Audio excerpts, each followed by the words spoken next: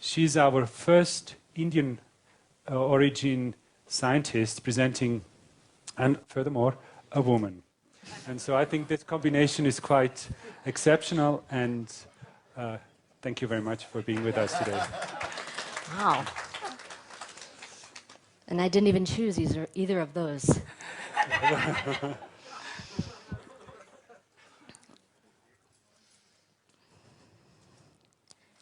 Hello, Your Holiness. It's a great joy to be here, and in fact, in many ways, a dream come true to be presenting this research to you in the country I was born in. What I'd like to share with you today is the work that we have been doing in my laboratory, investigating attention, and in particular, how training using mindfulness-based techniques might actually change attention. We have been studying this in people that really rely on their attention quite a bit. These are medical and nursing students who are experiencing a lot of stress, but at the same time really need to make sure that they don't have any attentional lapses. If they do, it could be very difficult. So the training techniques that we've been using are similar to the program that John Kabat-Zinn has created, an 8-week mindfulness-based stress reduction type of a program. You want to adjust the mic? Yeah.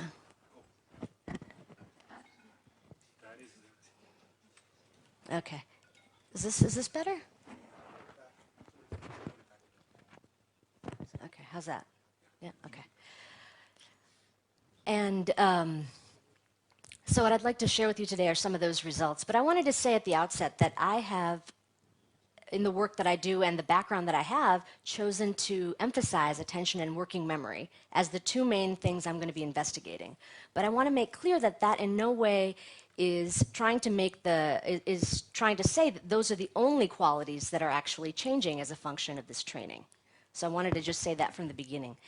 And as I've been going about trying to determine how to investigate these functions and how meditation or mindfulness training might change them, I wanted to make clear what my intentions are in doing this. Part of it is really to address a big, important part of being a human being, which is how can we work to improve the well-being of our fellow humans and reduce suffering. And it ends up that attention and working memory are both very easily degraded. They're very fragile capacities. They are degraded when we have emotional disturbances, when we have disease states like ADHD, which was mentioned by Adele earlier today, when we're under stress. Attention, working memory.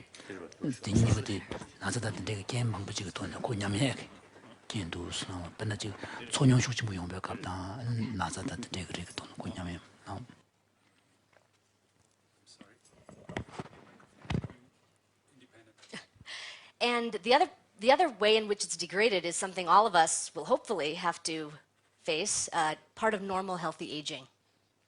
So understanding ways in which we might be able to improve these operations would be helpful for many different contexts. At the same time, I'm a very curious scientist and want to understand better the nature of the mind. And how is it that attention and working memory might actually be trainable? What aspects can be changed? What aspects cannot? And how, importantly for my interests, is how do these changes look in the brain? What aspects of the brain can index to us what's changing? So I have been, in establishing the hypotheses I want to test, looking at two main sources of information. One is the growing literature on training techniques in novices like mindfulness-based stress reduction, and the other is the classical texts and classical information we have from Buddhist science. So Alan and Rupert both mentioned some of these concepts already. Alan described mindfulness as the faculty of sustaining voluntary attention continuously upon a familiar object without forgetfulness or distraction. And I thought it was very interesting that these concepts, attention, doing it continuously, not getting distracted, are the same things that we deal with in my laboratory in the tasks that we develop. At the same time, Rupert mentioned two concepts that I think are very much tied to the way in which we might go about picking our experiments. One was manasikara, or turning the mind toward. And the second is smriti or sati, which has been described as remembering, taking hold, not losing the object. One way that I've been thinking about these two concepts is perhaps they're tied to our cognitive neuroscience views of attention and working memory.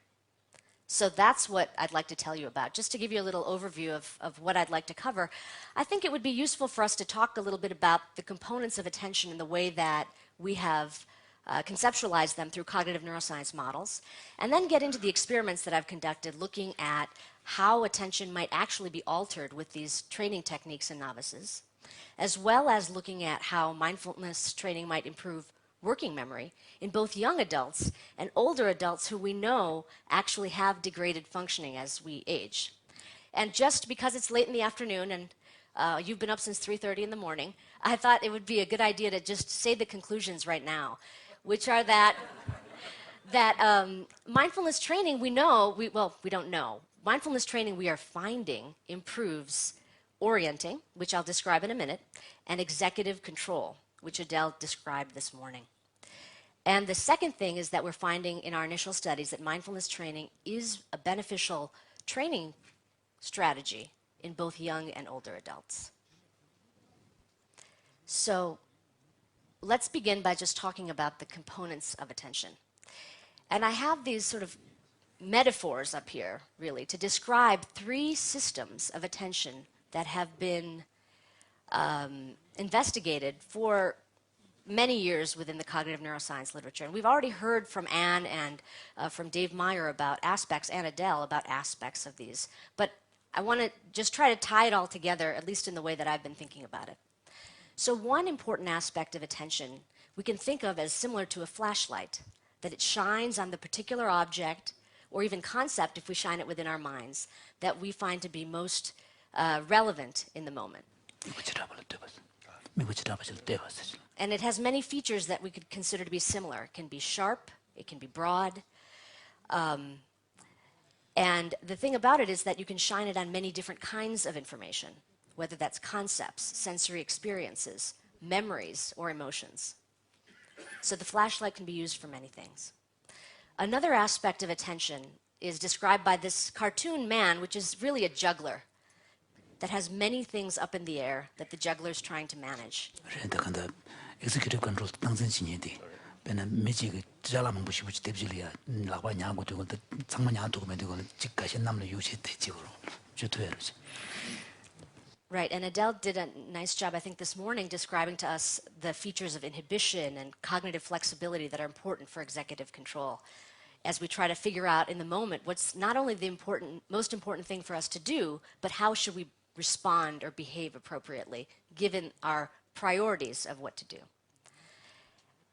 And the final system of attention that I'll describe is called the alerting system, which is really like thinking about keeping the attention in a readied state, like a flashing yellow light, where we don't know exactly what the relevant thing is that we should be attending to, but we know that we need to have ready access, immediate access of our attention in any moment. So in addition to just helping us understand how these systems function, these metaphors can be useful in understanding how attention can be problematic. So for example, in disorders like depression, we can think of a flashlight really only being able to shine on negative thoughts, depressing thoughts. Or in a disorder of attention like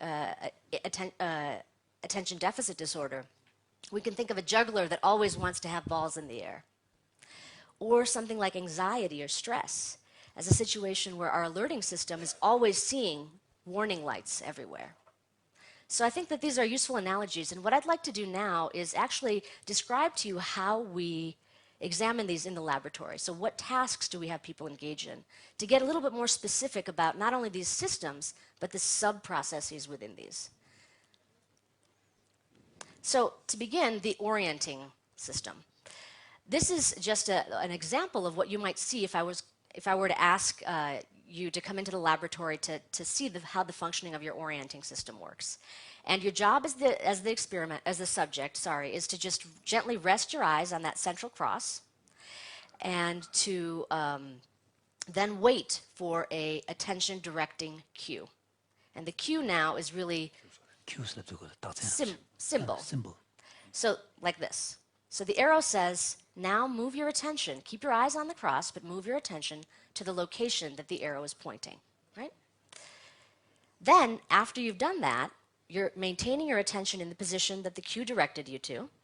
And then your job is to determine if a target, which is either an X or an O, you just have to press a button to say X in one case, O in the other. And that's the experiment. So how is this useful in understanding orienting? Well, we can manipulate different aspects, different relationships between where the target appears and where I'm asking you to direct your attention to figure out the different components of the system. That's just what I'm describing here. So this is the same set of slides, just now in the order that the subject might experience it. You see the two boxes, you get ready, keep your eyes gently on the fixation cross, you move your attention to the direction of the arrow, you actually engage your attention at that position, and then you wait for the target to appear and then respond. Now that's a condition in which I have appropriately directed you to the location that the target will appear at. Right? So you move your attention and the target actually appears there. But we also have conditions in which we don't do that. So I would ask you to move your attention to a location. You trust that the arrow is correct, and I organize the probability so that in most cases it is correct. You engage your attention there, but now because the X did not appear there, there's two other processes that you need to engage in. Well, that you have to perform. You have to disengage your attention and actually move it to the location. So these types of very simple, but I would argue in many ways elegant experiments allow us to decompose attentional orienting into the sub-processes of engagement, movement, disengagement. And in the studies that people have done using these different tasks, we find that there's very specific patterns of responses that we see that give us a good idea of if they're properly doing the task or not. So when the arrow is actually correctly directing you to the location of the X, we just call that a validly cued target. So that's when you were validly allowed to go to the location and the target appears. And then when it doesn't, we describe that as an invalidly cued target. And what we see, which is very interesting and a good signature for us,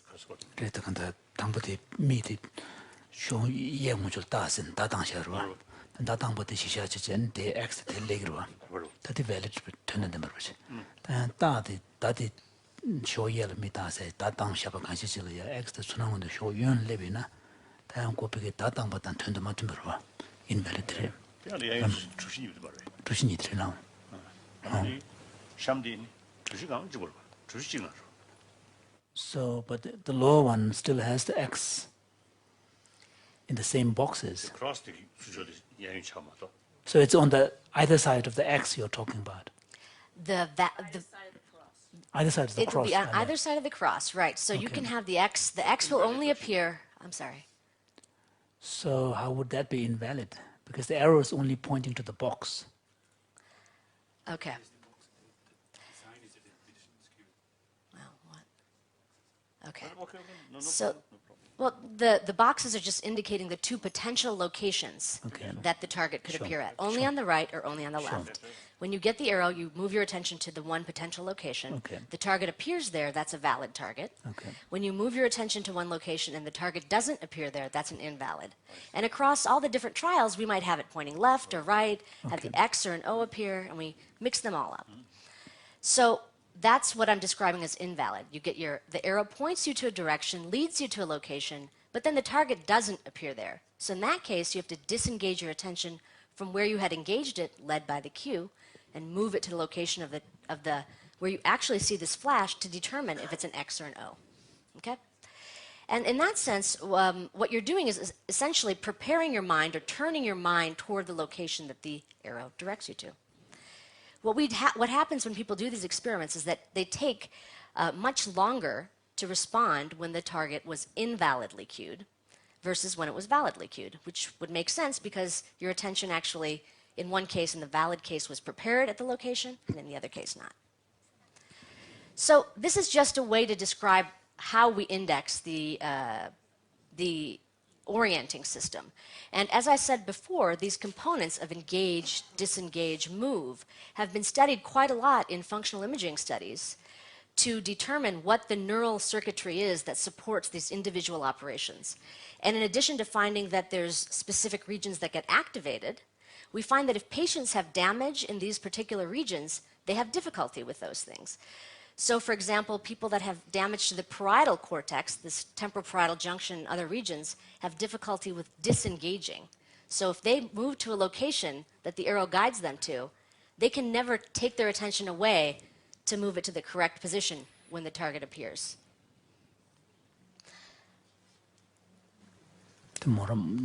내가 대화를 들으셔야 간다. The attention 기 자시에 기주로 숨제. 단 레레야 낭생기야. 기주면만 보여 그래서 배나 로유를 줘봐다. 내내 추 보고 요보다. 보여주고니 미국신다실 떼고 요. 되게 뭐야스게 열베들이. 미국의 예시는 뭐 텔레비전 로고 예로. 미국 수도 세는 술래고. 술래고. 다가 이는 다당사티 대용을 돈도 제로. 다데 앙사제 타티제스 대치 대위원자. So really we are talking about the engagement of attention at the level of thought, because at the perceptual level, everything is being seen, what is in front of you. So this, because even whether it is the cues on the right side or left side, wherever the X appears, the visual perceptions perceives them anyway. Mm-hmm. So so the disengagement and engagement and moving can only make sense at the level of thought. No, these are. You're correct. Yes, when the X appears, our visual system does notice it, and that's how we're able to then redirect our attention to that position. The differences that we see between how quickly we're able to respond when it appears at the location of attention in the valid case versus not suggests to us that this process of paying attention beforehand is actually helpful and is happening in preparation for the stimulus that will appear. So the example that I showed you was simply with pressing a button. But if we had people do this while we were recording their brain activity, we would find that the parts of the visual system that represent the side that the arrow pointed to would start becoming more active even before anything appeared there. And as soon as it appears there, then you get a really big benefit.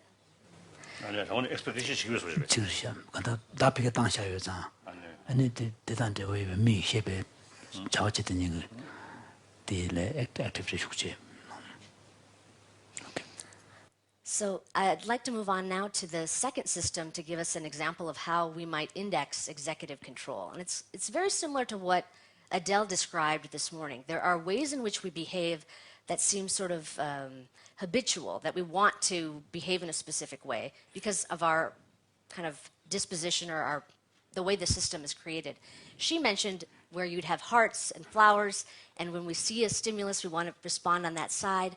The experiment that we use is similar to that, and in fact, the experiments that she already described could be used as other indices of executive control. This is called a flanker task, and in this task, your job as the subject is simply to determine if that middle arrow in this series of arrows is pointing left or right. That's the one that has the line underneath it. And what we do to make this a little bit more difficult is we surround it by these other arrows. And these are the flankers. These are the flanking arrows. And these flankers can either point in the same direction as the central arrow, and that's what I've described here, or the other direction. And what we find is that it's much easier, and you're much more easily able to and much quicker to determine the direction of that middle arrow when all of the arrows are pointing in the same direction versus... yellow choto, that yellow choto, yun choto, sketch tear it, the yun and Damambush Juche, flankers like the cho yun jubrich. Erosion that gilly pasanja jushavena, that erotama, that's how much cho chill cacho and giddy choka chotslamna, la deores, that 데려다셔야나 랍카요레스. So in many ways, it's similar to what Adele was mentioning, that we might have this natural inclination to press one button, but we have to not do that in the context of when the arrows are not pointing in the same direction as the central arrow. And that takes us a little bit of time.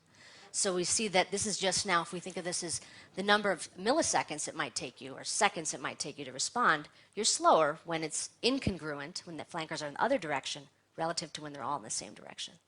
So in this case, we're not turning our mind toward a particular spatial location, but we really are trying to make sure we respond appropriately for just that middle arrow. So they share, orienting and executive control in some sense share features of selection, but the level of selection is different. In one case, it's prior to the stimulus appearing, and in the other case, it's after it appears, we decide the appropriate response.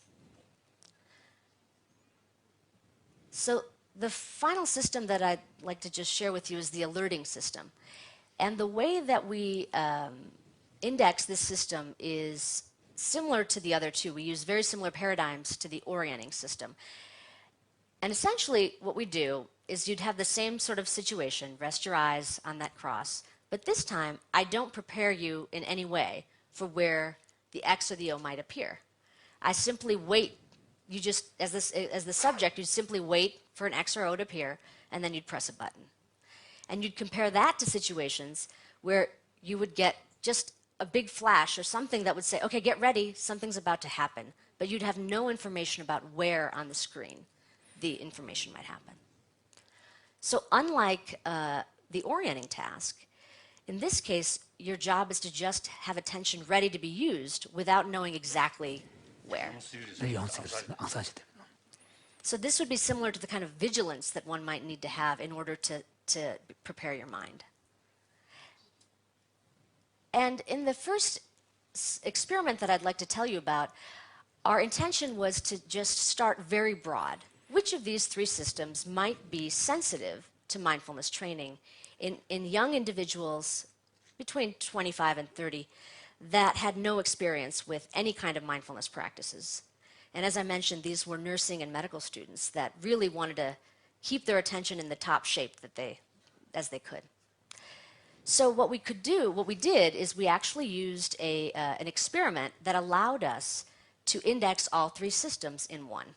And the details aren't all that important, except to say that it was organized in the same fashion. You'd have a cue, and then you'd have a target, and in some cases the target was this arrows pointing in the same direction or not.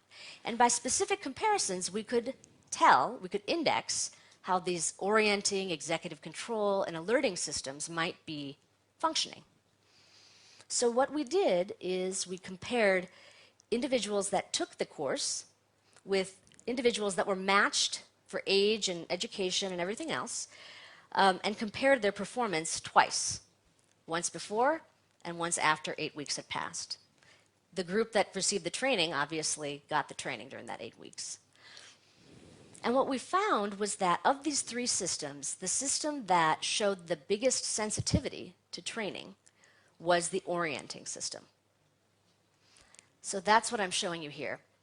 And if you remembered the graph I showed previously, we've got, if you have not correct information, or in this case, no information, you're slower. This is just responses. You're slower than when you get correct information about where the target will appear.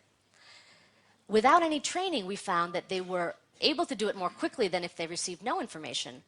But with training, they were very efficient and quick at getting to the location of the target. 말해 단데 때문이야 소리지. 때문이야 시샤 지지 되니 단다게 되니 되올 때대 진행잖아.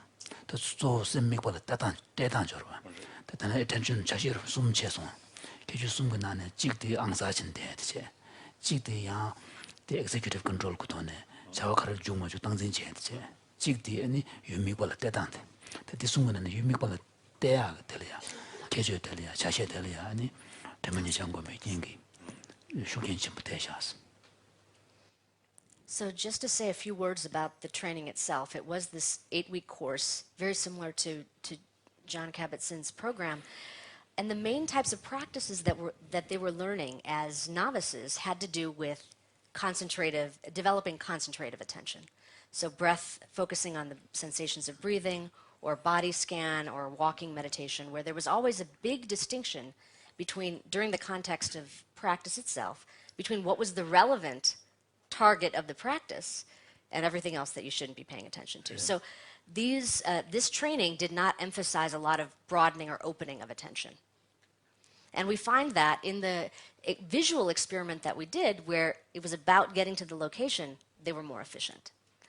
Other people have done studies in, again, novices, where they find something very similar, not in the orienting component, but in the executive control component.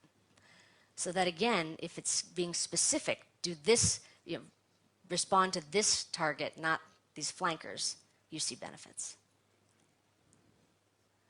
So both orienting and executive control, these two systems that are sensitive to mindfulness training in novices, share the feature of involving selective attention, which is what Anne was also referring to yesterday.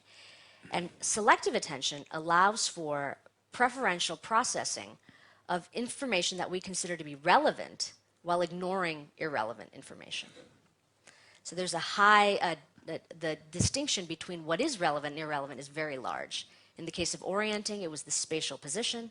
In the case of executive control, what direction only the central arrow is pointing.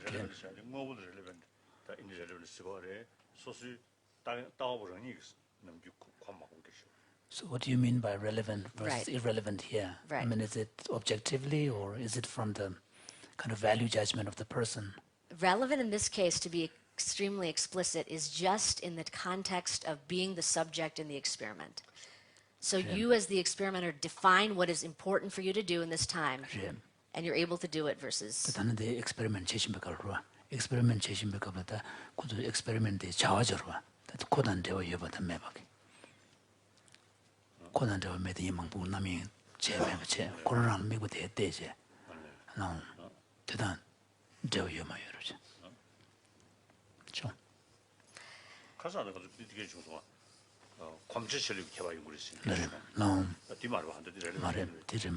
Yesterday we had some discussions about how habituation leads to a greater speed in the pointing, focusing on a particular direction.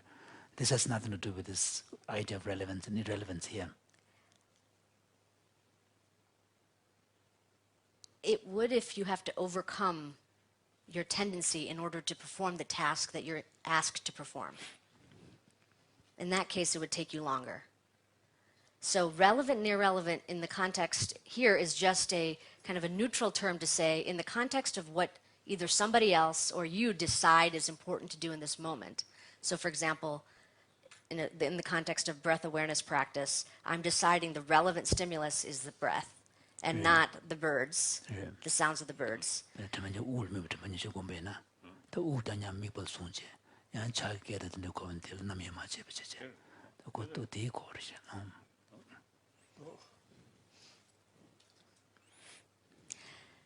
So this concept came up yesterday too, that attention is a system that we use for many different things. Just as I mentioned, that flashlight of orienting could be used for many kinds of things to shine your attention upon.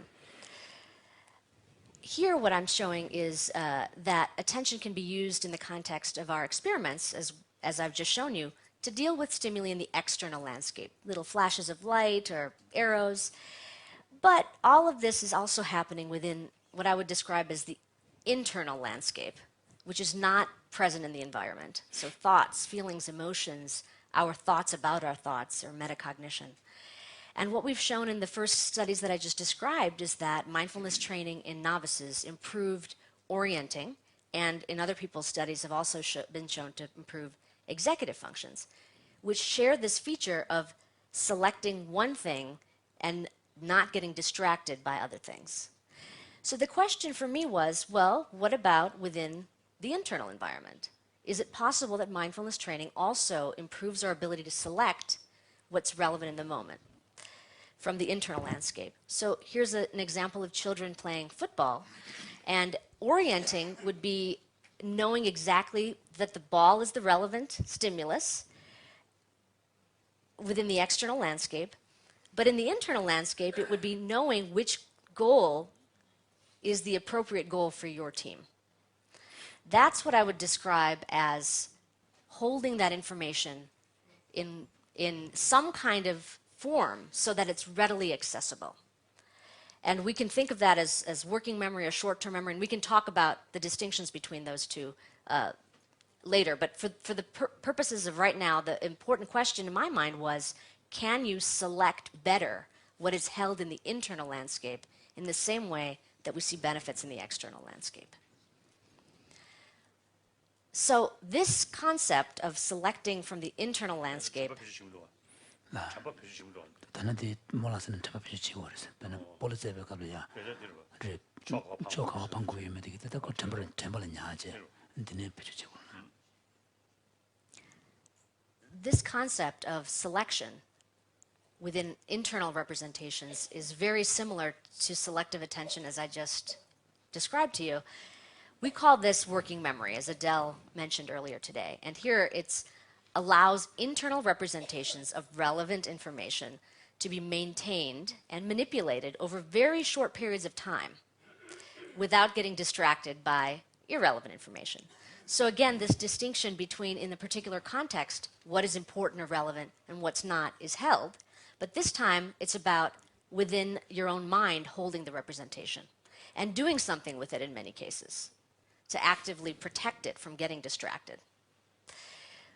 I'm not going to say much about this, but I wanted to bring it up now, and Liz will talk about this tomorrow, is that these processes of selective attention and working memory, which I've described in these experiments that seem very non-emotional, flashes of lights and arrows are non-emotional, but these two same systems work together to regulate many different kinds of information, including our thoughts and emotions and behavior.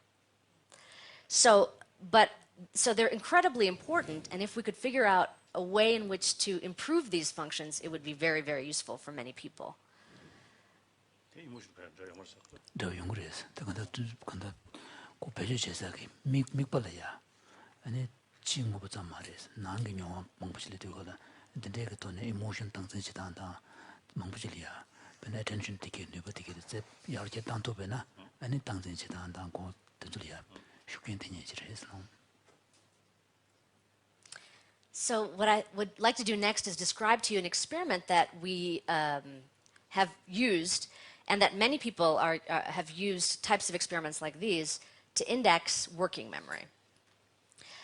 And in this experiment, again, it's a very simple experiment, but I think it allows us to do something similar to the orienting experiment I described. Take these complex, interrelated components and separate them out to determine what aspect might be getting improved with training. So in this experiment, your job as the subject is to remember a face.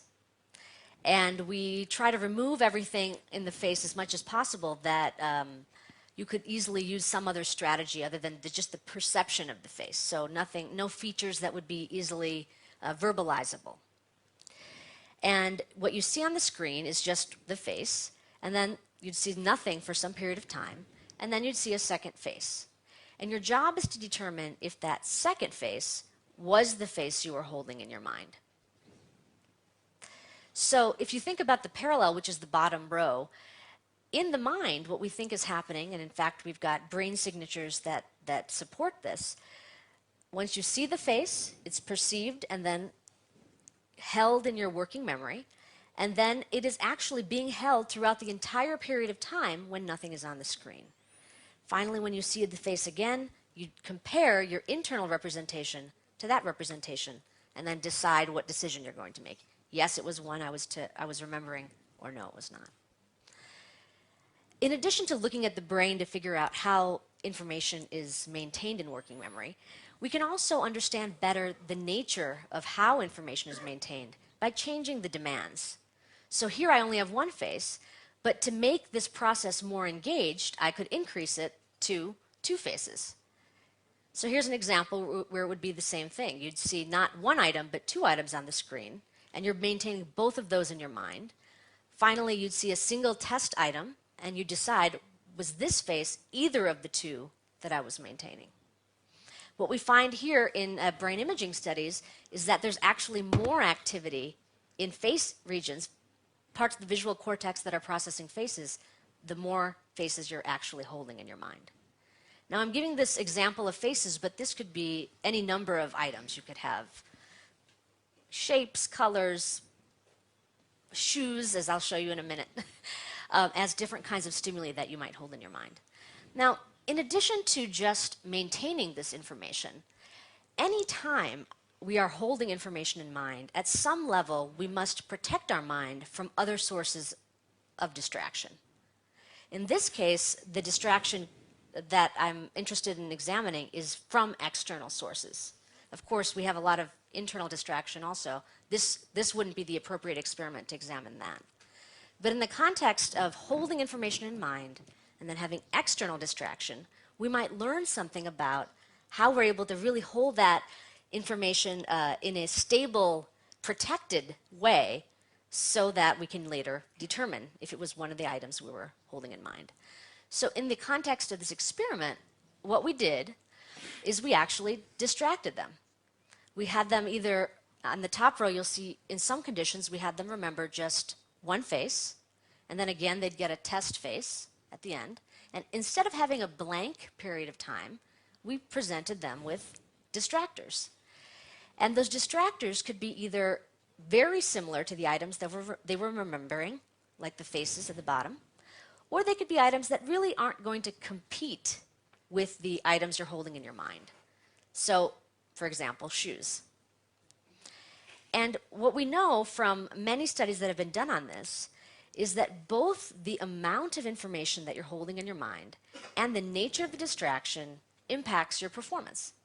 So if I'm asking you to remember only one face and then I don't distract you and test your memory, it's very good relative to if I asked you to remember two faces, relative to if I asked you to remember a face and distracted you, or if I really wanted to make this difficult, I would ask you to remember two faces and then distract you with faces, right? So all of these are just ways in which we can experimentally determine how training might be beneficial. Is it in the nature of holding the information, or is it protection from distraction? Or is it a combination of both?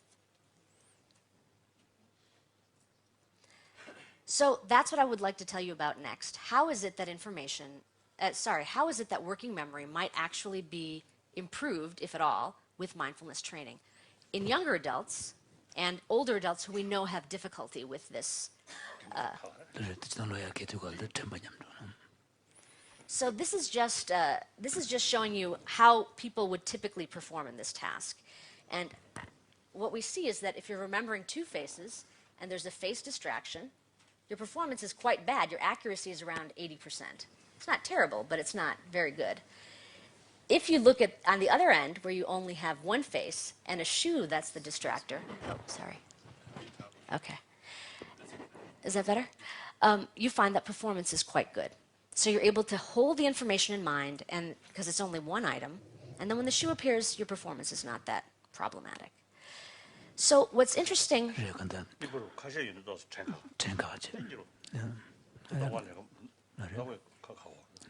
It's tougher for the mind, tougher for the thoughts to hold all of that, yeah.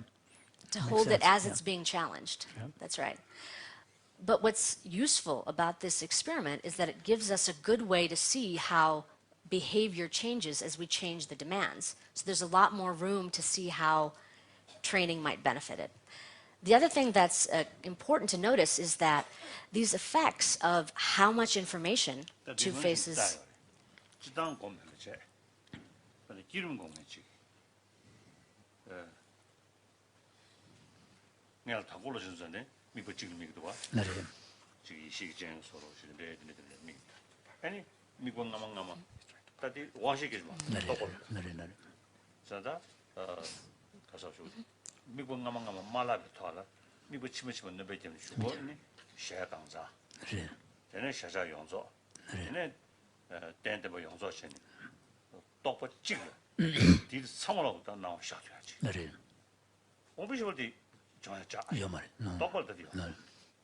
So here one type of meditation that may be of interest to experiment on is the Vajrayana. 나 컨트롤이 진짜 양용이 되는 지 때에 있는다. 패지 투직을 하셨으면 좋겠어요. 네, 결의해야 말씀. So is the Vajrayana meditation on deity yoga that involves visualization,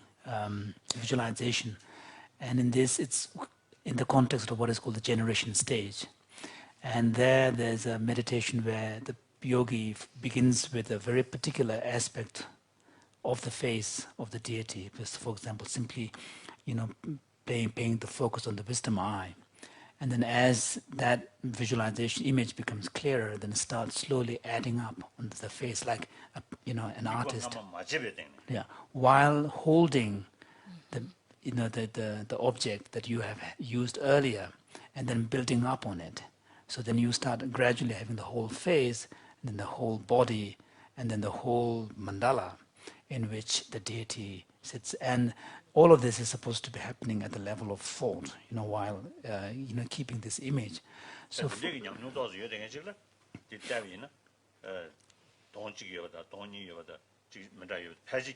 so His Holiness would speculate and that hypothesize that if you find a yogi who has a quite an advanced level of this kind of skill, if they are exposed to this kind of experiment, probably they will be able to perform as fast as whether there are two faces or one face. So this is something for the future. Absolutely. That's the thing. So this is something that you can experiment on once a yogi who has this kind of realization has been born.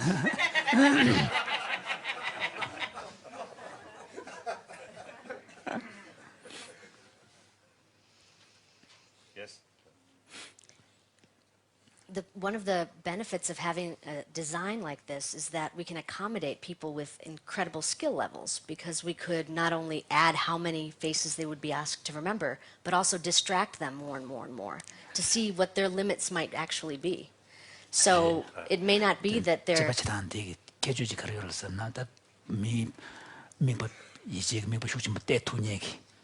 안고 치점 그 네바체는 대저 그 녀로서서 도로 동보섬 유시유 아니 바르체 바르체년데 녀로서서 써서 고체 가지서도 제도도 다여서. So until that type of subject arrives in my laboratory, the subjects that we've tested on this have been young adults that take this experiment, and what we find is that actually there is a benefit of taking this 8-week course. And the specific benefit is that their ability to maintain information is improved, and their protection from these distractors is actually also improved. The other part of this graph that I think is kind of interesting is that these two aspects, how much information you're asked to remember and protecting yourself from distraction, at some level are additive. What do you mean by that? That it's not that if I just looked at the amount of benefit I get the amount of costs I get for a really distracting face versus a shoe, it's the same amount for two faces or one face that I'm remembering. These two lines are parallel to each other. And that's important because now we can start, it'll be important in a minute when I tell you what happens as we age. So anyway, what I'm describing here is just now looking at the impact of how much information you're asked to remember, two faces or one face. And this is after they've received the training. You'll see in the easy condition, one face, the two lines are the same. Black is training, blue is no training, they're the same. But in the two-face condition, you'll notice that the black box is greater. Yeah, that's true. So, and in an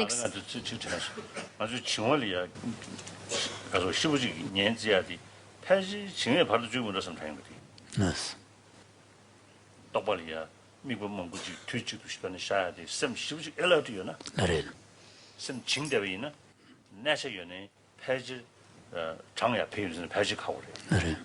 패지 증원된 가지고 이 그들도 안돼.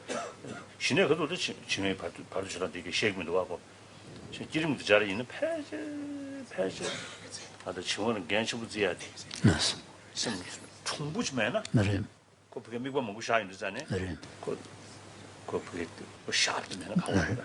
So this makes sense, and from the Buddhist kind of point of view, here one would expect that it is the reason why, particularly in the Vajrayana meditation context, mental laxity is thought to be a really a very critical kind of obstacle that one must overcome.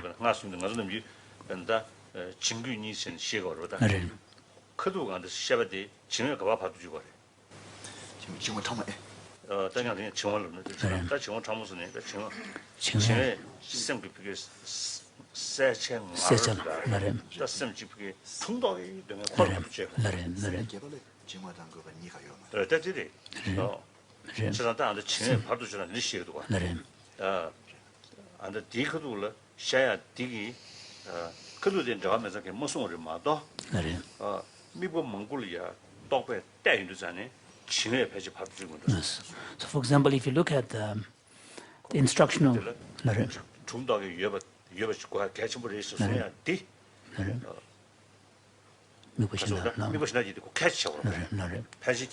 So if you look at the texts on shamatha practice, two main obstacles are identified: mental laxity and excitation.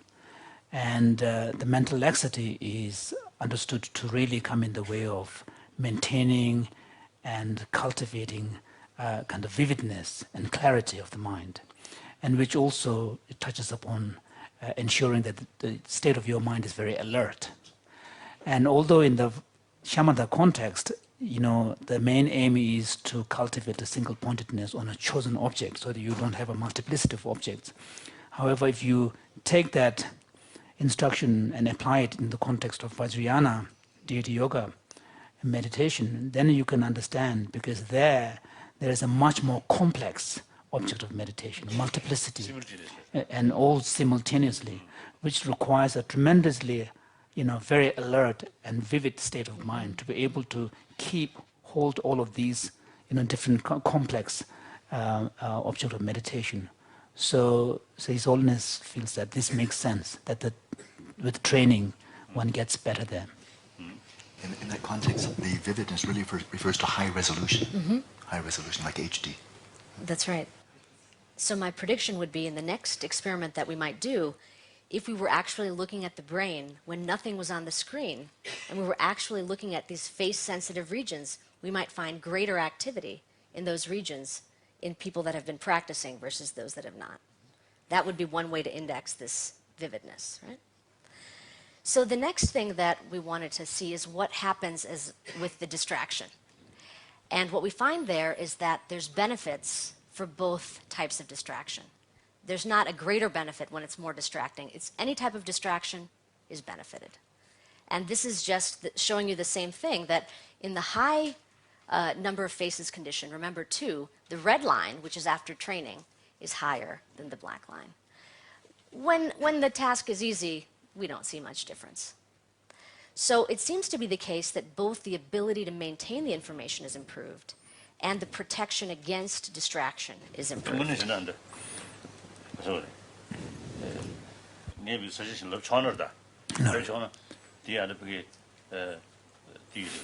트레이닝 세션 되기 선미벌이야 내배 내적 거로 요되네 칭월이야 다나 동아 마셔버셨네 선비게 진 대버지 내적 거로 대도 연구를 보다 서직이 내적 다나 대모트네 그 칭의 꽤 매버진 거 세우되네 지금 트레이닝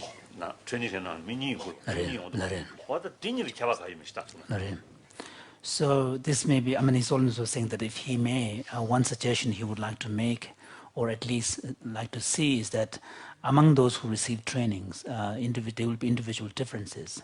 And if you look at the Buddhist understanding of the qualities of a meditative mental state, we talk about, for example, in the Indian tradition, say, for example, in relation to single-pointedness cultivation or shamatha, two main qualities that are being cultivated are stability on the one side, focused, sustained focus and stability, and then the vividness and the clarity on the other.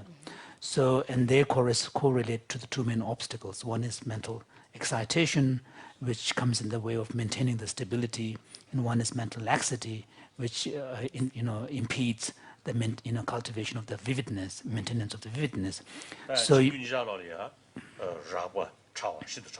again, of course, we need to bear in mind that when we talk about these obstacles, there are different levels. You can have a coarse level of these obstacles, subtle and very subtle levels of these obstacles. So imagine among the individuals who receive this training, due to whatever differences, some individuals may have much greater capacity for maintaining the stability, yet has less alertness and vividness. And then some individuals may not have this greater capacity for stability, but at the same time they have this very alert, kind of acute, kind of vivid quality. So is there a way of teasing that out in your experiments?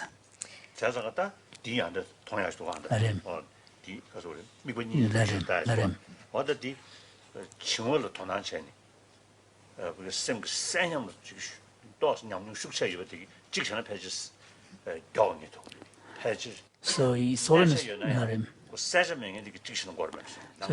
so within these people who receive training, His Holiness would hypothesize that those, although may have good stability but have less vividness and clarity, they might not be able to perform well when there are two phases, multiple phases. And those who, instead of greater stability but has greater vividness and alert mind, they might be able to perform better when there are complexities thrown in. So she was there, the training chess with meaty. That kind of thing you know. That's a cover. That kind of name could chingo shoot you. That did on the dogs, Chingshe Shukshambo, you think did Tarjo. Those needles and a good Chingshe Shukshamra, Ming Mistuna, or the Koji Tarjuna. So, as you do this experiment, one suggestion would be that you can be a bit more kind of discriminating.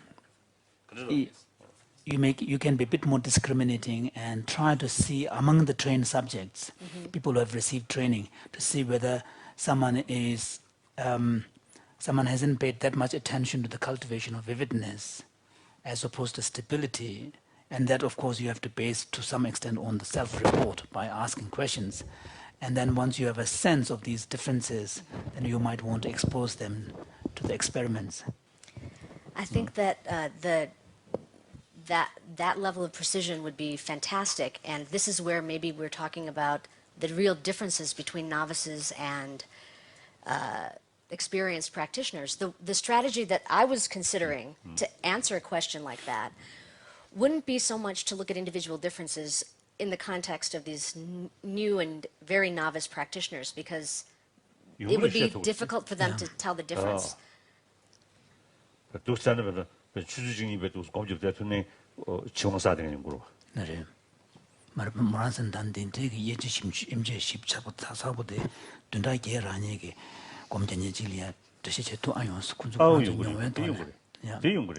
I think Solon says it's possible, even in the context of someone receiving 8 weeks of training. I mean,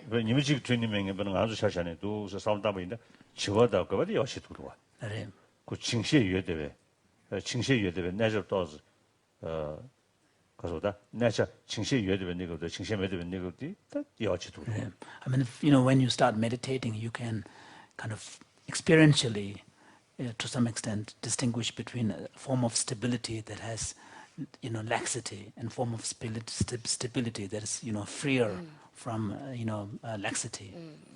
So, let alone 8 weeks, it's only saying that in his case, he doesn't even have 1 day training in this kind of mindfulness.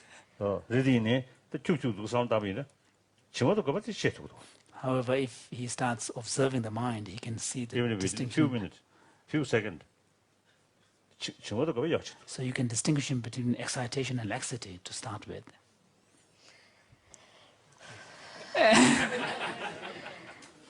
저 지난해에 증오도 그거 가지고 과야고 차. 네. 라 인코니엘 그 트레이닝 시에 미디 트레이닝 시스템 미디잉을 고개지지는 그 증오 숙셔도 증오 숙총도 여신적으로. So 디니디 대비는 싱글. So as the experimenter, you need to first of all have to be able to understand the differences between these two obstacles, excitation and laxity, so that you have a better appreciation of the concepts. And then based on that, you can start developing self-report questions to find out whether someone is more prone to excitation or, more prone to laxity. And then on that basis, then you can do the experiments. Right. I'd like to just comment on that. There's no doubt that I need to learn more about the practices. So, but one strategy that we've taken is to have other experiments that really tap into this ability to sustain your attention, which would, I think, be better able to index, may allow us a different window onto which subjects are good at stability versus those that may not be. I think 일단 지난번 시합이나 안들 가서 트레이닝 제시해 봐. 트레이닝 제시 미디 저 동백 갈 때보다 저 대박 갈 때 이렇게 좀 돼요. So His Holiness would hypothesize that when you bring these subjects to experiments, whether you perform the same experiments when they were hungry and when they were full, he would expect there will be differences in the performance. 배지 저 자를 그걸 증오 숙셔요. Because when you are full, there's a greater proneness to laxity, mental laxity. We've actually done that 그 모닝 experiment. 이브닝 해도 봐. And also whether you do it in the morning or in Yeah. the evening. Yeah. 좋아요. According 또 to 삼동에서 봐. Cheers. So you did that? Yeah, we did that with. We actually gave them an experiment that was like the flanker experiment. We had words, and they had to detect the color of the words. The words were food words, and they were either very tasty, high-calorie foods, or not at all. And we gave them the task, and everybody showed that they were slower at detecting the color when the foods were high-calorie versus low-calorie. 네. 그래서 제그래서 단디 문제 제고에디 칼라 민 문제 제도에서 달려야 다 이게 It's different, but it gets at the idea. 칼라 데베 샥드 침부베 지고 침부 칼라 리지다 안데 멤버 칼라 리니 제연데 칼라 칼라 데 샥드 침부도 지고 침부 리 가이 뭐디 로니데 가르치네 로니 성에대. 말마다 사요 말다 칼라 세베게 좀 말해. 이게 되게 문제 제고로. 이게 칙 문제 제. 다들 천정 문제 제야슬라. 칙 될이야 아니 천정 담을 때제. 칙 되니 칼라데 칙던데. 가지고 샥드 침부도 칙다. 샥드 시다 메드니 칼라 규면 칙던데 제고 칼라. 샥드 침부 칙도 게들이야. 내가 제고 두가라. 아니 가르치네 때 슬려봐다. 싱시에 숙제여서 그렇지. 第一事情，明天你如果上当面呢，那是属谁啊？ That could be true. If, for example, in the meditation, in the Buddhist text, it says that when you take an object of your meditation, which is kind of solid and heavy, that can help maintain a greater stability. 또 뭐 라이트 샤비나, 가서 왜냐면 차를 샤비나 증오 숙총. So, for example, if you have an object that is light, and also light in the kind of a texture sense, then also in the brilliant sense, that can reduce proneness to mental laxity. 아네, 답지. 그러냐?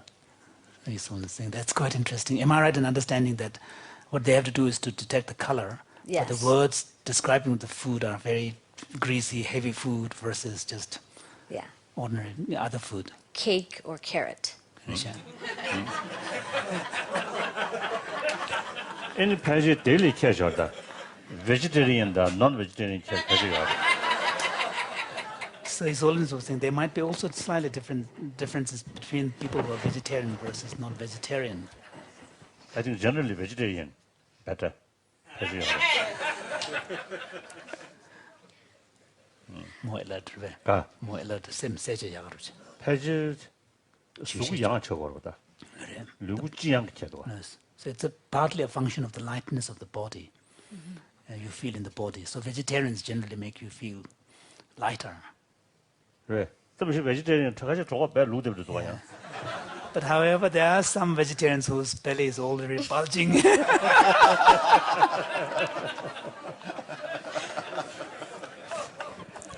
Oh yes. Just to finish up with that, just to finish up with the food experiment. I know that takes us off track, but I just wanted to mention that the slowness of the high-calorie food decreased after we fed them. And after 8 weeks of training, when they came in, they had a reduction. So it's consistent with the idea. But my bigger point is just that I absolutely agree that there's more ways in which we can tap into these two features. In addition to the methods that you described of probing the subject's own state and awareness of their laxity and stability, we might think about designing training that emphasizes only one aspect or another to see if we can see specific differences in our pattern of results. It's another strategy.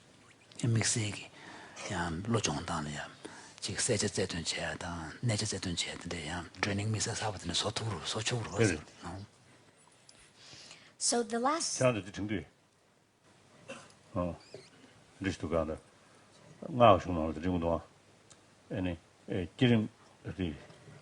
기름기는 산나 고백으로야 그게 믿고 세워야 돼. 저 강선 다 가서 꼭 강선에 저 세워야 돼서 저래 했어.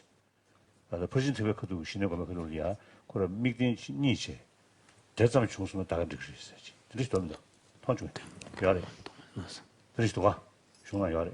너는 좀 나는 지나 요래.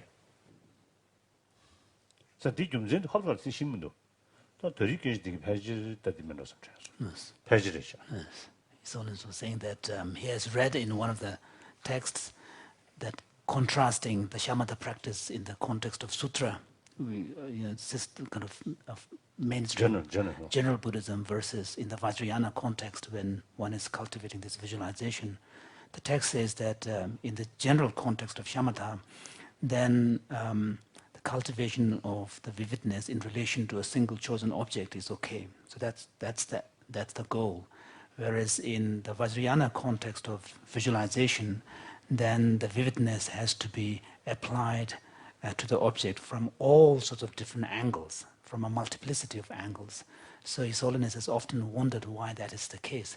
So today he feels that some light has been shed on this. So thank you. So the last thing I'd like to share with you, Your Holiness, is a study that we've been doing in older adults. And the question that we asked is, well, we had two questions. Does working memory get worse or degrade with age? Now, Adele showed us these beautiful images this morning of the frontal lobes developing through the course of child development, and that they don't fully develop till we're in about our mid-20s. Well, the bad news is that they're also the first to start degrading as we age. And so we would predict, and many have shown, that it is the case that our working memory performance gets worse as we get older. The question I had was, if we know this is happening, is there a way in which mindfulness training, which seems to have these beneficial effects in young adults, might actually be protective in older adults? And if so, we would expect that perhaps with practice, the rate of decay or decline in older adults might be reduced. So the first question was just, if we compare the younger and older subjects on this exact experiment, do we get the effects that people have previously found, which is worse performance? And that's what I'm showing here. The dotted line is younger adults, and the red line is older adults. And what we see is that their biggest difficulty is when they have to maintain more information in the presence of more distraction. So it's not that they're just worse overall. It's specifically when there's a challenge as you're holding the information.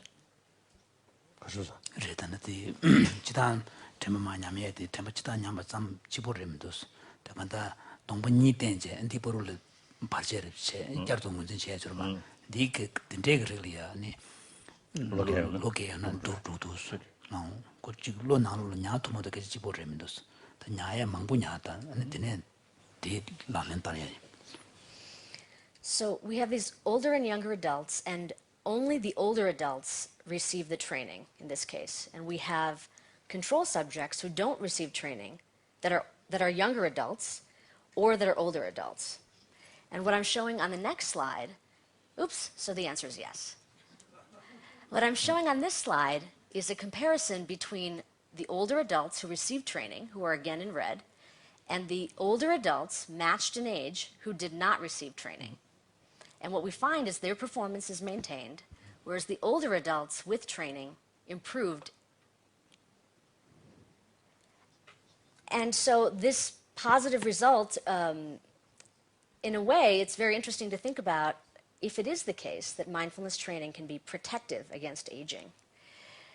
And this last graph is just showing the mindfulness training group, the older adults, compared to younger adults with no training. This 그래 когда 부셔버 되게 트레이닝 해보체 로셔버 되게 gembazola training 때 너 군인 돌제 so what does the graph suggest? The red lines are the red so line the is young adults are still better. The red line is the same here as here. In this case, the dotted line is older adults who received no training, so they're the same age as the people in the red line. Okay, no training. Here, it's younger adults who received no training. They are the dotted line. And they're the dotted line. But they're still higher. The younger adults that receive no training are statistically comparable to the older adults with training.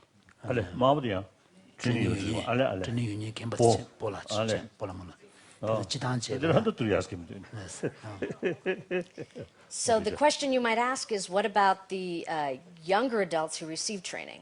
And as I showed you previously, they get even better than this level. Yes.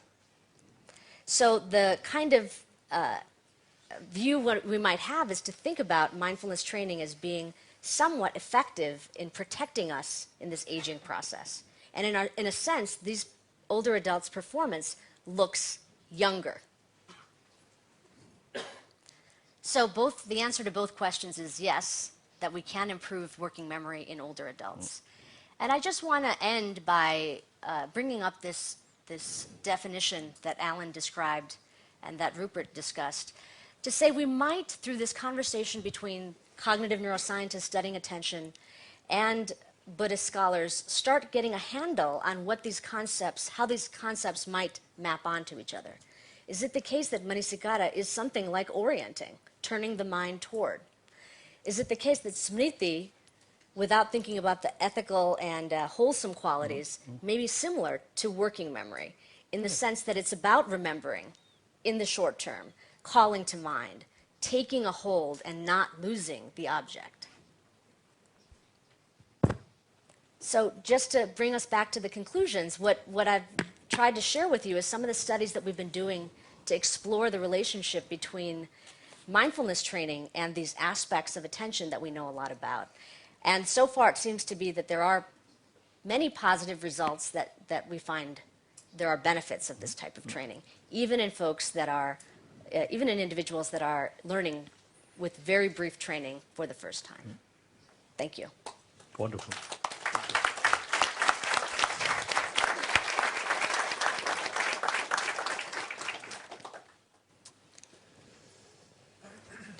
Me?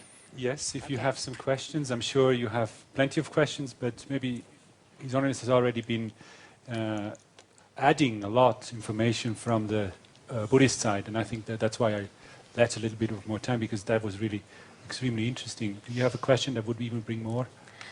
One of the things that I didn't get to tell you about today, Your Holiness, is another set of studies that we've been doing in which we are investigating these working memory processes, and at the same time looking to see how mood or emotional experience might be changing.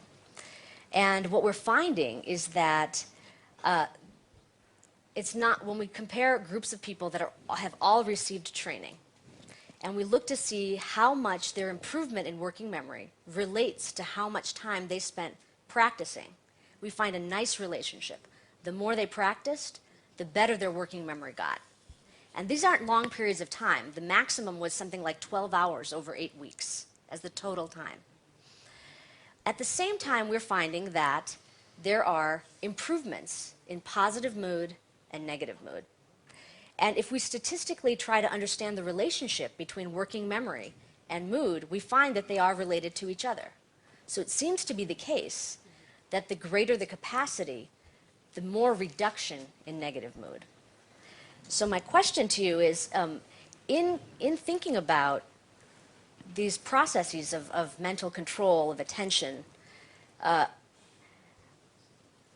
are the views that these capacities are used in the service of multiple types of contexts, or is it that there's a different kind of capacity that's brought to emotional experience?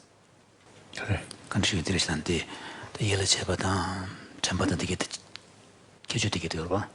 되게 나는 남병원에 제베나 고 대망부질이야. 내가 망부질이야. 고 땐돈 얘기. 개주다 연대로 중문도 지구요래. 양 코란배 전바다 이제단 되게 대한 코란 그런 게 시질로마도 현달이야. 애플라지 맵다. 근데 공신한 거냐스.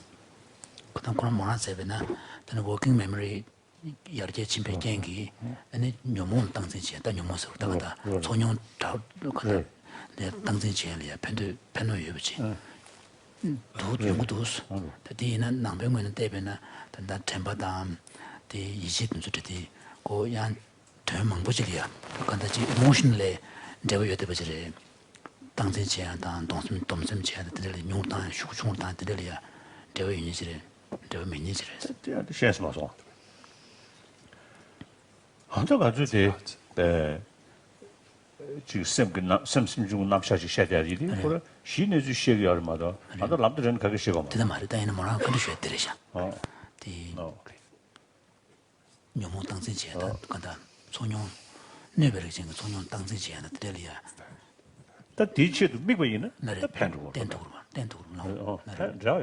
Of course, Isolins was saying that when bringing in the Buddhist perspective on these mental faculties, the context in which 자야지 가서 그래.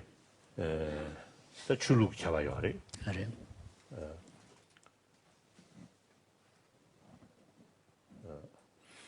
타바 된 얘기도 장인도 전에 야 그것이 다시 강조되고 다 맨날 시랑 남아 이제 방도 검야가 된다리야 대디 체인지는 그래 안 된다면 참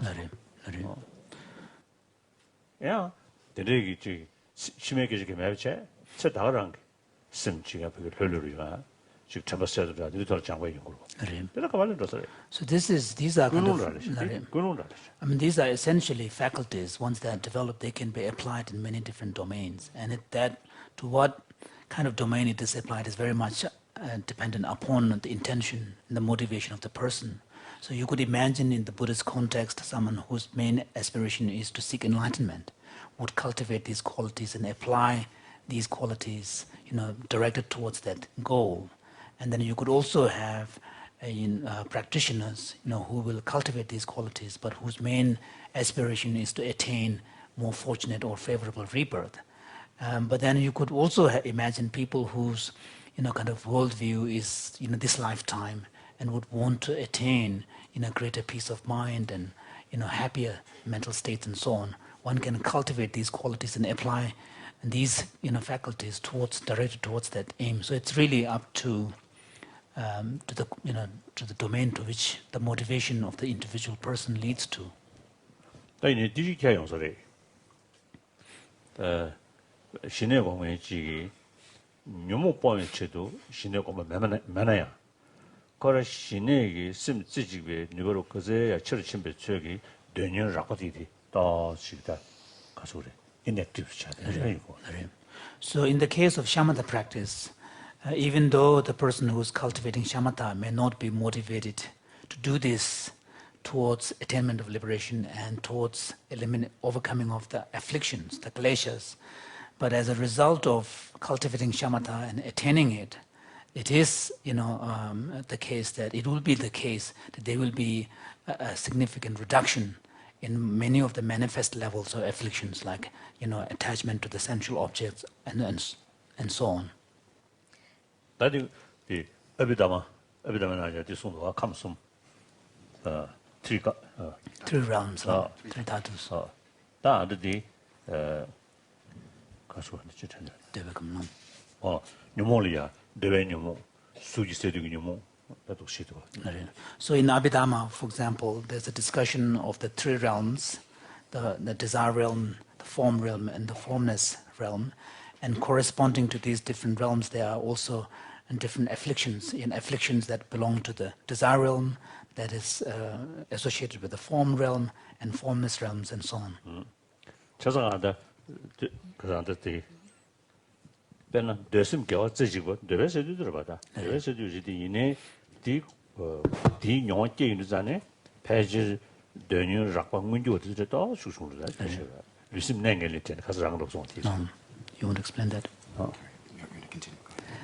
So, for example, when you attain a single-pointedness of the mind for the practitioner, although within this schema of the three realms, it may belong to the desire realm, but the fact that a high level of single-pointedness has been attained, as a byproduct, there will be a reduction in the arising of more manifest levels of afflictions like attachment to the sensual objects and so on.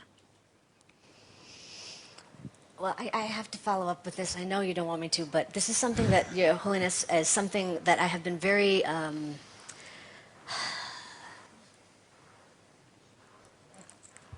conflicted about. Because these results that I just described to you come from a group of people that were Marines, soldiers, before they went to Iraq. And I can say a lot about our intention for bringing these practices to them. They're suffering immensely. They're coming back. They've got trauma. They're dealing with contexts that require a great amount of attention so they don't make missteps and cause more harm. And they're coming back very damaged, causing them a lot of harm in terms of domestic violence, community violence. That was the intention with which we brought these practices to them. They did benefit. They improved their working memory, and they reduced their negative affect. Based on what you just said, it seems to me that there's a trust in these practices, assuming they're taught properly, that is corrective, that the qualities that might be developed could lead to greater good. But I wanted to really talk to you about this. I don't think it's a simple issue, and I don't want to derail our discussion, but I'm in the very fortunate position where, in the context of many scientists that might do something that leads them to feeling that their science might be used for good or evil. I'm in a very fortunate position to have my science intersect with your interest. So I'd like to ask you for your advice.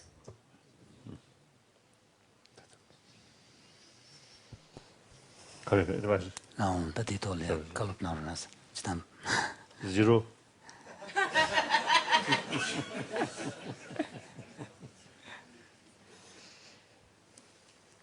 I appreciate your work. That's all. I may try to offer something. First of all, from what His Holiness was mentioning about the complex visualization, having a different way of treating the obstacles of excitement and laxity, it's very difficult to use excitement on one-pointed single object because it's basically a major obstacle. But in the case of complex visualization, there's a possibility of channeling a very active mind because of the complexity of the object itself. So if your mind is very active, you can just make it very busy looking at all the details. So in a way, there is a possibility of using that very hyperactive mind to increase and vivid visualization. While laxity is a loser because everything dims and you don't see how you could use it. So now, as an indication of what you were saying, how 미국 소설 삼다 안 했도스. 말하던데 미국 몽골. 레레도스도 삼다. 대만에. que si sem ta gobo ta chingwa yora ba sem gobo inda Gobo shuk chimbo yona. 제대로. mikpa mongbo yodu kapsu tes go sem gobo dila tes tang chor ba 대만에. tene 안 돼도 두스 말다. 안 돼 고민해야 돼. 기름 고백 그돌이야. 냐라 검제 미국 담에 유버티디 냐라 투중 시에바체.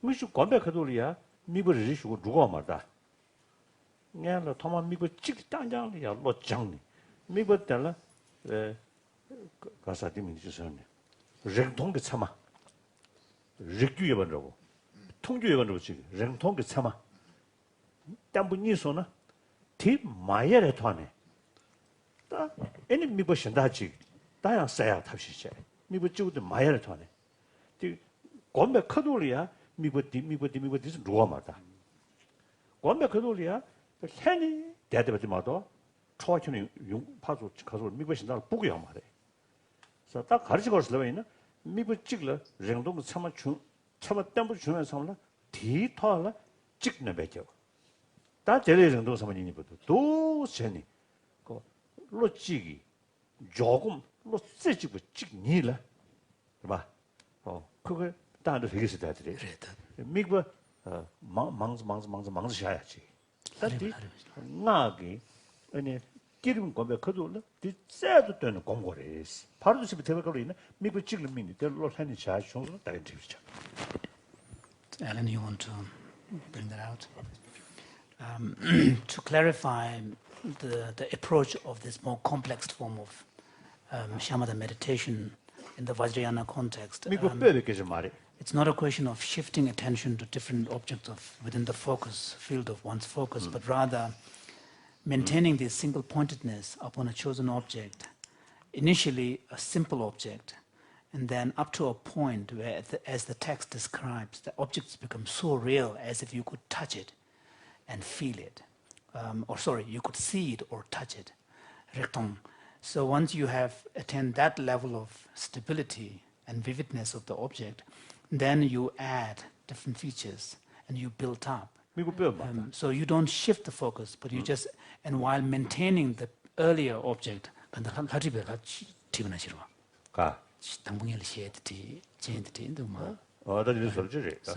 somewhat analogous to a painter who paints an eye and then starts filling up the face and the rest of the body. So you maintain your focus on the earlier object, but then you add on to it and then slowly building up into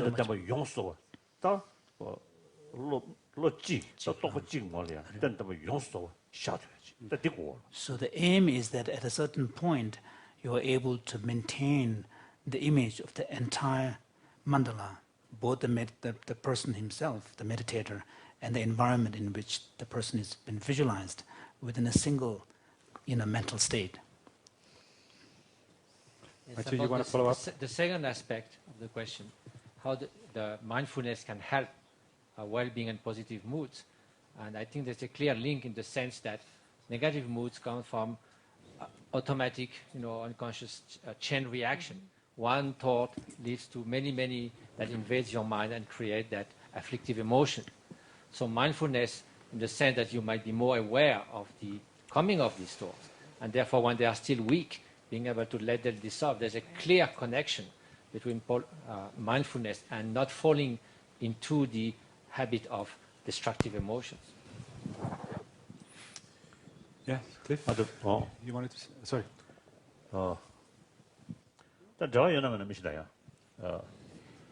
The brain specialist. They are the team. But a Michigi. Turns a chiggler.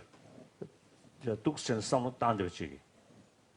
Kadugi, Lebe, Rodantida, the holistic to stab Kadugi, Lebanese Chavakadua.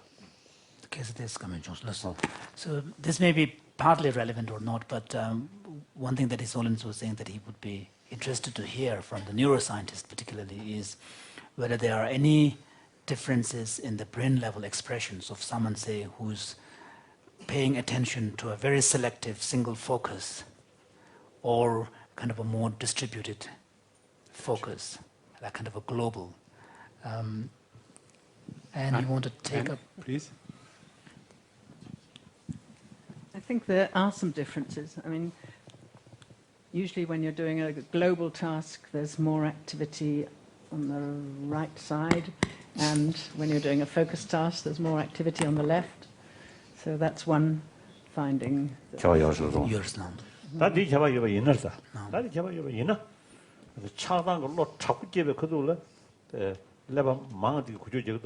레벨 대세는 찍는 거 주죠. So given this, there is a difference between more focused versus more distributed, even at the level of brain expression. So when a very strong kind of, destructive emotion like kind of, say, anger or aversion arises, or attachment. Strong, attachment arises. So usually, according to our experience, of course, everybody have this full experience. So when we develop anger or attachment, then that mind is really focusing one single target. That absolute, independent, that kind of sort of feeling. So therefore, the mindfulness, these things bring more complexity.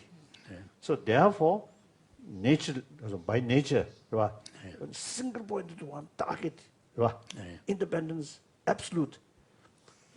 That and the more holistic sort of view, more using complex of the whole brain. There's contradiction. So although it's not aiming to reduce these negative emotion or destructive emotion, but the very way of looking different. Therefore, the more complex sort of the mental States, mental state is developed. Then this single point, it's more like kind of targeted. That automatically reduce. It would be interesting to look at the brain when you're in these different states to see whether they do. That's interesting. That diameters. And then diameters. Cliff, you have something to say to So that? that the diameter. Yeah. 둔배직. 그다음 둔배직 것도 규배 그도를 내가 가르치기도 와. 녜시 등에기. 시럽기. 누가 쏘 때문에 로케베 그도 롱것도 규배 그도를 내가 가르치기도 와. 디스탑. So another distinction that needs to be explored and studied at the brain level is between two primarily different states of mind. One is more affectively oriented, which takes the form of, for example, like an aspiration, yearning, and so on. Then there is the other, which is more cognitively oriented, which may involve more of use of an intelligence, reasoning. And so at the brain level, it would be interesting to see how they are expressed differently. Liz would probably be able to say more on that. Yeah, thank you. I mean, we will talk about this some tomorrow, but I think it's actually a very complex interaction. So it's not the case that there's sort of one emotional brain and one cognitive brain. They actually interact at almost every level of analyses. It is the case that sometimes our choices are driven more by our affect and other times more by our reason. And we can certainly have control over that. So we can use executive functions to diminish our emotional responses and come with a different solution to a problem. But it's not so discrete as to say that there's one way of one thing driving a choice which is emotion, or another thing which is a reason, because of course one of the primary functions of emotion is to help give something value, to let you know the right choice to make. So that's actually an important part of your reasoning process, to consider that as well. 야 남이 세고 싶죠 말했을 때는 emotion 다 둔베릭다 근데 emotion 그랬다 cognitive technique이야 용백을에 편전 뜻없이 레벨가 요래서 이내 지다야 롭스고 돈에 그 남주 때대가가 요래서 배나 미주 내가 간다까지 다주를 제배나 다주 제야 돼서 남주 배주진 다주 제봤다 그도 돼 처로 가르쳐 보면 디베주진 emotion 그 돈에 decision lem바다 reason 로 배주진 decision lem이 바로 개발요와 그 decision 같은 lem만한테 저 emotion 그 좋은 진도 reason 좋은 진도 디 레벨 돈에 롭스 다투고 요래서 다투고 그런데 그도야 emotion 그 좋아서 만들어 야 남주 저 배주 제제 야 dom생을 제제 emotion 그때 좋은 로이네 디 이내 emotion 되지다야 무슨 남주 제 남주 배주 당백이 차시에 공 주고 요래서 간는 수술이야 뇌마다 되게 돈에 소지 되게 그래서 나 맛있으니까 연구면 줘서 Cliff, Yeah, short. This is a different topic. Your Holiness, your comments for suggestions to look at individual differences in laxity or excitation was of great interest to those of us doing this kind of work. One issue is how to operationalize that, how to do that practically. Do you know of behavioral signs of laxity and excitation? 그건 experiment design 책으로 그 design 책단에 펜트가 그 친구다 친구는 그분이 보대 류고 남주 영화가 남주고도 How do you tell? 임지당토에 여러 배스 그래서 샤요. 그래서 다 그게 시간다는데 다 유름부 지도 시베 있는 직신 샤 여러메로. 침도 다시는 거들이 샤도가. 네. 전부 다 샤 메리. 이내데 친구 숙체를 논용만 하고 메로. 그래서 하고래. 그래서 가.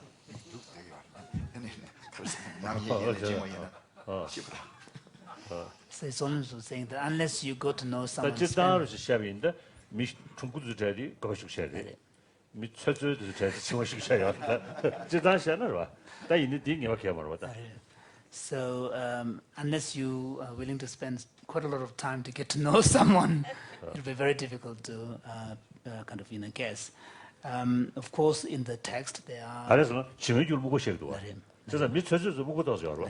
그래서 보고 셔요도 중국식 셔고, 그 교류식 셔요도 중국식 셔고. So, but there are, for example, related to this, there's whole question of how do you infer the different mental states of a being and qualities of a being. In the Buddhist text, there are kind of proofs, behavioral proofs, signs that are indicated. For example, some of them are referred to as the irreversible signs and so on.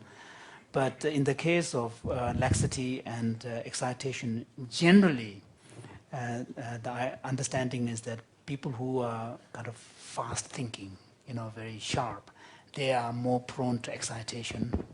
And people who are kind of a little bit slower and duller tend to be more prone to mental laxity. And the reason for that is because mental laxity is understood to be a product of mukpa, like torpor? Dullness, mental dullness. So those who are kind of slower and duller are thought to be more prone to mental laxity. But that's the general understanding, but that doesn't apply. 루리 배경송 들어가지 야래. You want to make 그랑 that point? 시시. 매버지 지시무디. 네. 시시. And also, in terms of traditional Tibetan medicine, which is the same as Ayurvedic, there are the three so-called humors of wind, bile, and phlegm.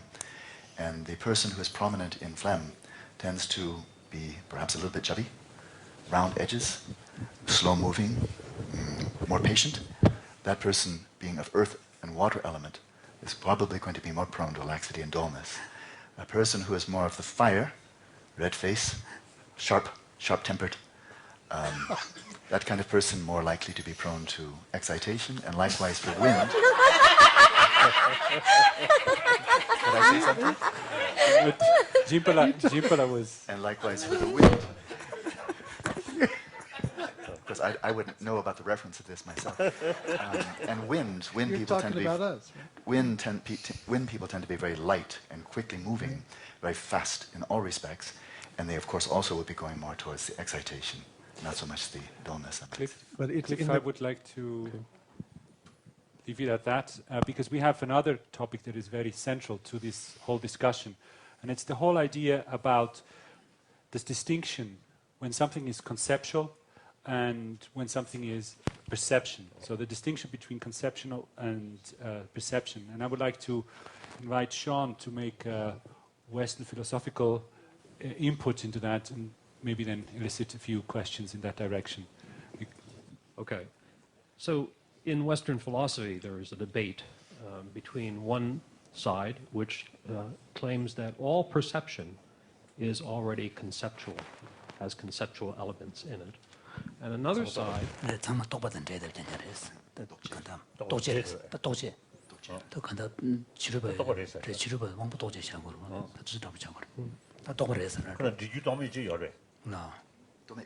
제비스는 지금 도미지 여러. 요 말에 근데 똑바로 And on the other side, it's a claim that there is in perception the possibility of a perception that is non-conceptual. And so on the side of the non-conceptual, the argument is that conceptual knowledge always involves language.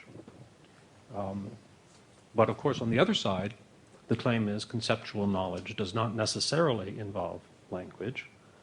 And it's about drawing the map of the mind, as we heard about yesterday.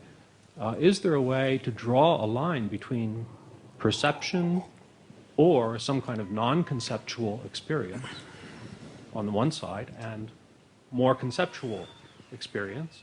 Is the line to be drawn with language, or is there some other way to define the differences or to deny the differences? That's the philosophical controversy. And that's the question.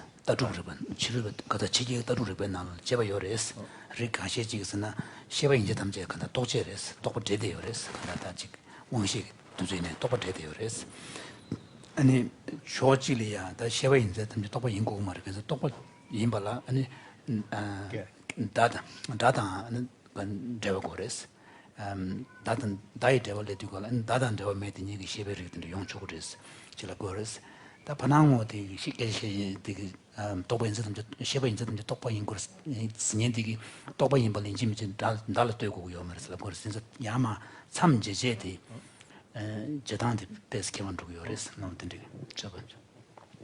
I can add that in developmental psychology also, this is a discussion.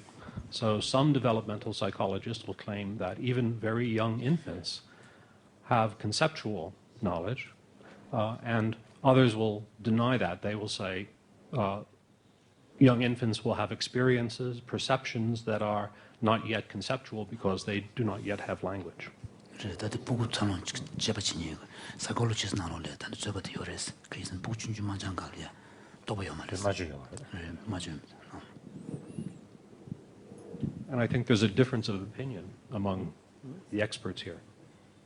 다간다 림버브데 티그르도 가wanja고 이면 요레스 지점지 봐도 무슨 제 지점지 봐도 또 진드네 또 버렸어야지.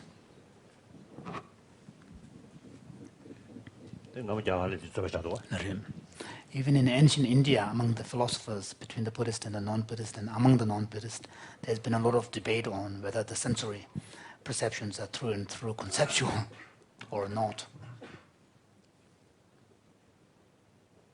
But in principle, if we don't make the distinctions between perceptual versus conceptual, it really opens up a lot of problems. 나는 냠냠그래 통도 유주전신 만디비체니 그걸 다다 통되는지 누가 개발자 통해 소식 누가 돼 다지나네 도배 직야 chen 샤세요거네 다직 주시 되면 그래서 두산 사업주도 So even from our own personal experience, phenomenologically, there seems to be a difference in the way in which we experience the world. So, for example, there could be a very, kind of primary experience of a given object where there is no conflation of time and space. What is given is perceived. And then when you are at the level of... eye consciousness, I can see from here up to from here. But the mind cannot, the conceptual thought cannot kind of ascertain, all the facts that are within that field, whereas the visual perception is able to really attend to all of these. So, and also at that level of experience, no evaluative judgments are made of whether good or bad or any of that. So then this is followed by a conceptual thought processes, which then selects out of these field of whatever's within the field of experience, it selects whatever it chooses to, and then starts labeling and also attributing qualities of desirability or undesirability, good or bad, and so on. 진짜 도움이 원부 시에 되지. 그 야할 당고 저는 원부 거를 야다 소지 좀 샤려 뭐 수수 샤려 먹고. 나름. 류원 수수 되기도 와. 다 아는 아주 트레이닝 제트는 이루도 받는 거. 나름. So if someone wants to try to improve their visual sights or auditory power and so on, the only way in which you can do that is to really do something about the physical basis of these organs. No amount of mental training is going to help you. Whereas when we talk about effects of mindfulness practices and so on, we're really talking at the level of thought, conceptual thought, where then it is much more susceptible to training and adaptations and so on. through training So where there are scope for improvement and perfections and so on, through meditation, this is really at the level of conceptual thought. Emotions So many of the emotions will also, when we talk about emotions, it will belong in that category of mental consciousness or mental cognition. 야 또베리 야 그걸 갈리벨리야 되는 지라고 지가 아니야 그래베 가서 그래 굶지기도 하네 영화로 사람 표현해서는 그 유태를 너무 잘 먹어. So and then even though initially one may have a conceptual thought in relation to a particular object, but through constant familiarity and cultivation of that familiarity, it is conceivable that that thought may culminate into a more non-conceptual experience of that object. 가서 어디 가면 좋아? 쏘사지 가면 좋아. 그래서 시베 장장 봐 말이야. 다른 송한테 시베. 쏘 왕스도 왕부서 왕 걸어 미완. 그런데서 류그 차시지다. 대단한데 배sem기 차시지. 니고도 지그래서 그래서 샘디게 간다. 엘라이브로 봐. 엘라이브 연구에 좀 센데 고 그냥 쏘고 왕부스지. 시베를 때 배sem기 쏘고. 가리마. 엘라이브로 봐. 고 쏘. 쏘신부인자. 저사한테 가서 뭐 저런 자들이 수학의 체인 전화시 자가 뭐서 딱딱 공부하라 딱딱으로 되고 공부를 잘 해. 시험 말이야. 그 소실 나와. So yesterday Rupert, in your presentation, there was the discussion of the 7 omnipresent factors from the Theravada point of view, and one of which was the life force or life faculty, Jivindriya, so on. So in the Abhidhamma Kosha understanding, it's a physical faculty, and it's seen as the basis of warmth and life. Warmth and consciousness. So His Holiness is wondering whether you can explain a bit more why in the Theravada understanding it's been identified also as a mental factor.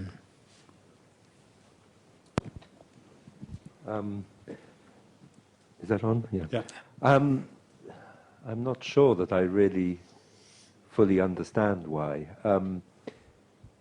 The simple idea seems to be, it is also a physical factor in the Theravada Abhidhamma. So the suggestion is that consciousness also needs some kind of correlate to that. That consciousness is alive in some way, so it is animated. Part of the idea is that maybe the Jivatindriya is compared to the faculty of life at a conscious level is compared to a kind of water that sustains a lotus flower, so that consciousness uses almost a kind of energy, life force. But that is, to some extent, a kind of guess on my part. It is not very clear.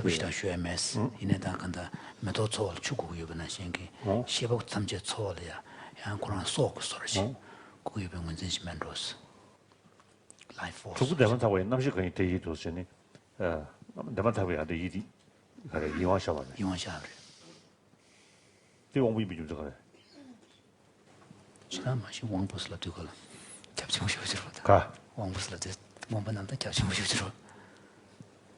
옹분이니 말해. 그래 옹분이 있어. 옹분이 그래서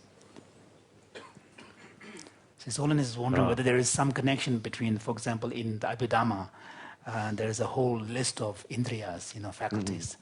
And in fact, the sixth mental consciousness is thought to be also a faculty, a mental faculty. 왕신 가운데 숙신 공부 지역체, 숙신 당한 공부 지역체. 다 이디 콜라 이완서 이완 가르쳐는 조금 대마다 많아지게 돼 있어요. So for example, like for the five sensory, consciousness, there are the five sensory faculties which are their basis, and for the sixth mental consciousness, then what is the faculty? And the faculty is the mental faculty, and the mental faculty is identified as the immediately preceding mental state as the mental faculty. So His Holiness is wondering. So the term indriya or faculty has been applied to that. Yeah. Yes. To jivitindriya. 저도 소 공부 시작 제가 시작을 주셔. 저 가서 공부를 시작한 리뷰 좀 해줘. 네. 그 자시럽지. 거의. 야럽지. 그거 그러지도 그 정해지고 나면 돼. So it seems that in that way of thinking, then the life faculty, the material correlate seems to have a partner in the mental domain. Yeah. And did you want to make a statement to that, or? Yeah, I think from the psychological perspective. Sorry? Yeah, it's on. It's on. It's quite hard to make a dichotomy. It really depends what you mean by conceptual. For example, if what you mean is categorization, deciding that's a cat, that's a dog, then I think it's very hard to say that we become conscious at any stage without having that information available to awareness. The only way in which you might get that is if you're attending to something else.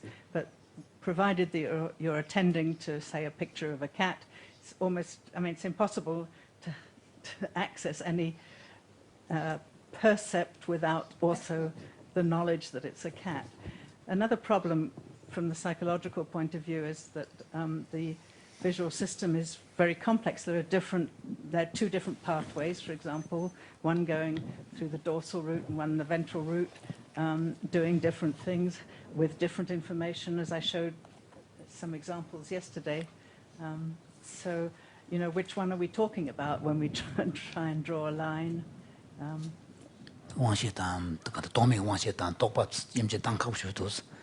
nujobe tsendri pamone shebe na kaisena da pena ri yemje ta ya ke shebe na ta telia ri yemje pena shimi je na shimi part ta ti shimi ngonjing ge lo khorang ge ko shimi da shimi mai bemje stang sarwa ta ko ri yemje ta categorization category peche chesa be shugote chojin jena ya to bolle go yebe sor지 ta pena shimi tome mi she de ge ko di shimi re samsam ma samin shimi ngonjing je to go ba 시민군주 제도에 되게 시민다 시민 많이 라 그래 다들 될 똑바로서 라베나 아니 배제 원시 똑고 많이 봤잖아 샤카버를 샤스 그래서 달레버 고랑 돈에 제한도 걸배는 원시 자와체를 걸래 나는 봤을 뭐지 나는 요 나래 나는 고주 명마다 마도 다 계속 배선 충성 통박까지 지리야 저도 통 내가 게만 나래 나래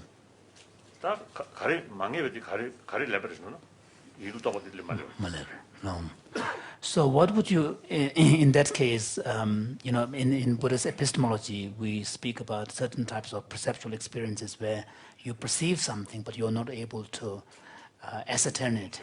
So for example, in the Tibetan epistemological texts, there's a taxonomy of 7 mental states, and one of which is referred to as a perception that perceives without being able to lead to any ascertainment. So I think the kind of examples that you gave yesterday. When you're not attending, maybe that can happen. Otherwise, somebody used the example of listening to a foreign language. When I'm listening to you speaking in Tibetan, I can't categorize it, I can't understand it. But if you were speaking in English, I can't help understanding it. And the first level at which I become conscious includes the interpretation. If I'm listening to somebody else, if Mathieu were talking to me, then it would become, the English would become like Tibetan. I probably wouldn't consciously understand it, although my brain might distinguish that it was English rather than Tibetan.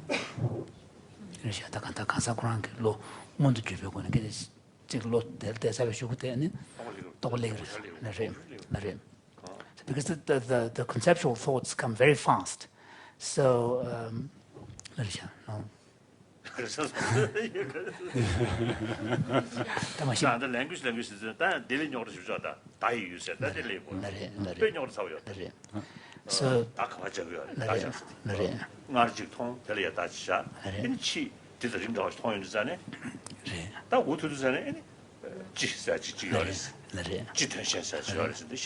so this opens up this whole question of how do we recognize category, how do we categorize. Again, this has been a major object of inquiry in the classical Indian philosophy. In fact, how do we recognize when we give a label to something, and how do we recognize that's the same label is applied to this particular animal or object which belongs to the same category. Some philosophers have been forced to therefore postulate something called some kind of universal that is independent of the particulars, that all the kind of universals, it's generic idea or universal that all the particulars participate in and somehow, instantiate this. And this is what, this permeates all the particulars. So therefore, whenever you see a particular that is different, you are able to immediately identify, to recognize it as being the same. So this has been a major area of inquiry. It's also a big problem in psychology. Thank you very much, Your Holiness, and we see you tomorrow again.